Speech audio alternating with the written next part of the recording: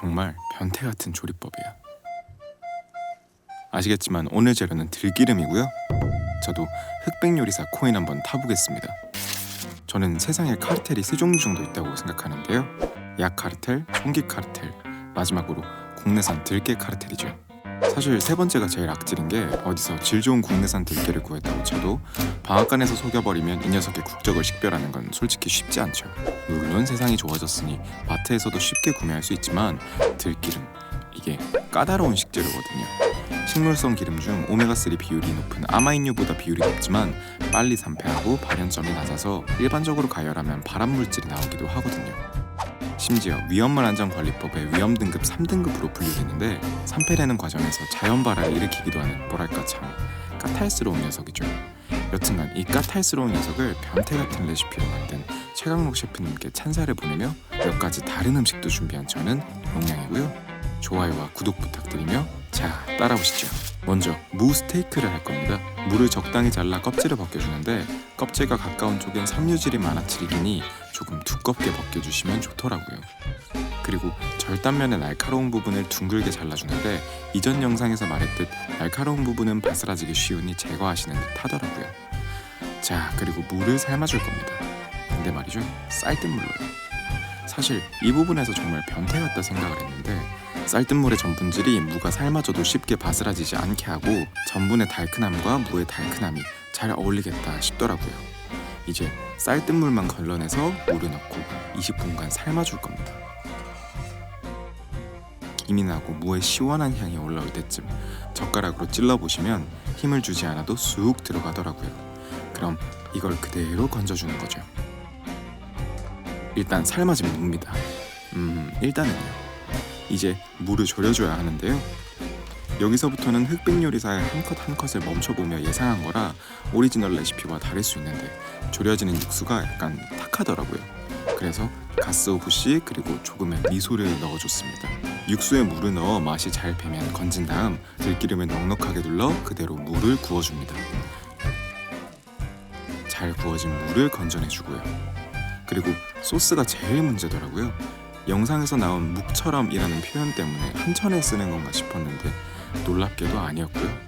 전분을 조금씩 넣어 미친듯이 저어주는 중간마다 들기름이 끓지 않는 적정한 온도를 유지하는 게 제일 키포인트더라고요. 여튼간 이 변태같은 소스도 완성했습니다.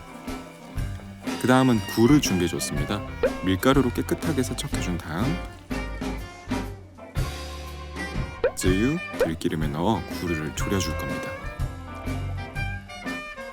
자, 이제 끝났네요. 맛이 잘 든 구운 물을 올리고 소스를 뿌린 뒤 졸인 굴을 올려 저는 와사비와 대파로 마무리했습니다. 바로 먹어보죠. 힘을 주지 않아도 잘려나가는 무와 들기름의 향이 마치 엄마가 해주는 맛이더라고요. 저는 아직 미혼이지만요.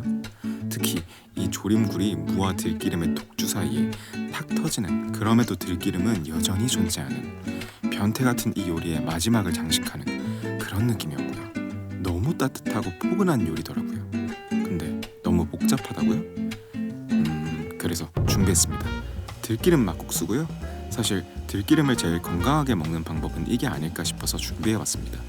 메밀면을 3-4분 정도 삶아 차가운 물에 헹궈 전분기를 빼주고 들기름, 간장, 설탕을 넣어 저어주면 소스는 끝입니다. 이걸 그대로 메밀면에 부어주는 거죠.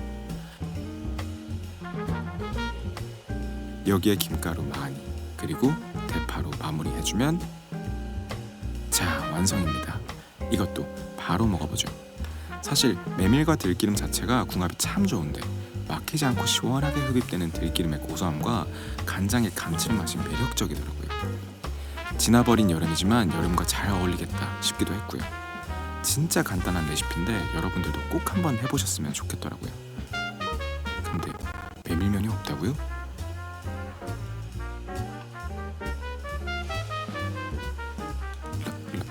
라면은 있으시죠? 그럼 빠르게 해보죠. 라면 사리를 끓는 물에 넣고 뚜껑을 닫아줍니다. 그리고 소스를 해줄 건데요. 라면 스프 3분의 1, 마늘, 간장, 후추, 설탕, 그리고 김이 올라오기 직전까지 가열한 들기름을 넣어 섞어준 다음 이걸 라면 사리에 그대로 뿌려 김가루 많이 그리고 대파로 마무리하면 일본에서 유행했다던가 하는 아부라 라멘 완성입니다.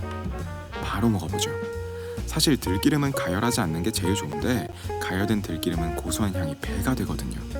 이미 감칠맛의 정점인 라면 스프에 마늘 향까지 들기름 향에 적절하게 섞여서 한국인이라면 싫어할 리 없는 간단하고도 맛있는 라면 완성이네요. 자, 이렇게 오늘은 간단한 요리로 여러분들을 찾아뵙게 돼서 진심으로 행복한 저는 용량이고요.